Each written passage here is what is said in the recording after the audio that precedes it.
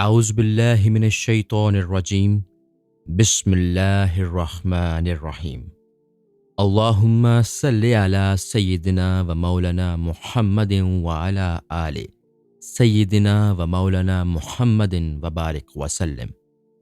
باب نمبر 61، حضرت علی سہل اصفہانی رحمۃ اللہ علیہ کے حالات و مناقب۔ تعارف: آپ کے متعلق مشہور ہے کہ آپ غیب کی باتوں کا علم رکھتے تھے اور آپ حضرت جنید رحمۃ اللہ علیہ کے ہم عصر اور حضرت ابو طراب کے صحبت یافتہ تھے۔ حضرت عمرو بن عثمان آپ کے پاس اس وقت تشریف لائے جب وہ 30,000 درہم کے مقروض تھے، لیکن آپ نے ان کا تمام قرض ادا کر دیا۔ ارشادات: آپ فرمایا کرتے تھے کہ رغبت عبادت توفیق کی علامت ہے، اور علامت رعایت مخالفت سے کنارہ کشی ہے، اور علامت بیداری رعایت اختیار کرنا، اور علامت جہالت کسی شے کا دعویٰ کرنا ہے۔ فرمایا کہ ابتدا میں جس کی ارادت درست نہیں ہوتی وہ انتہا تک محروم سلامتی رہتا ہے۔ فرمایا کہ جو خود خدا کے نزدیک سمجھتا ہے وہ حقیقت میں بہت دور ہوتا ہے۔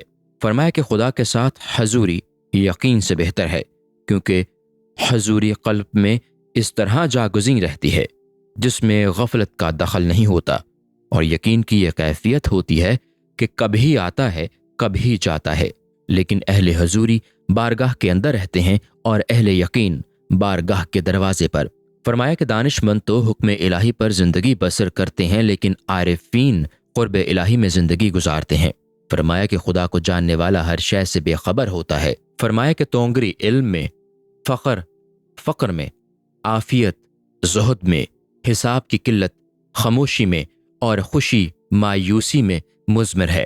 فرمایا کہ حضرت آدم کے عہد سے قیامت تک لوگوں کے قلب کے سلسلہ میں بحثیں کرتے رہیں گے، لیکن قلب کی حقیقت و ماہیت کبھی معلوم نہ ہو سکے گی۔ پھر فرمایا کہ میری موت اس طرح واقع نہ ہوگی کہ بیمار پڑوں اور لوگ عیادت کو آئیں، بلکہ خدا تعالیٰ مجھے پکارے گا اور میں حاضر ہو جاؤں گا۔ چنانچہ حضرت شیخ ابو الحسن فرماتے ہیں کہ ایک مرتبہ راہ چلتے آپ نے لبیک فرمایا تو میں نے کلمہ پڑھنے کی تلقین کی، مگر آپ نے فرمایا کہ تم مجھے کلمہ پڑھنے کی تلقین کرتے ہو، حالانکہ عزت خداوندی کی قسم کھا کر کہتا ہوں کہ میرے اور اس کے مابین عزت کے سوا کوئی شے حائل نہیں ہے۔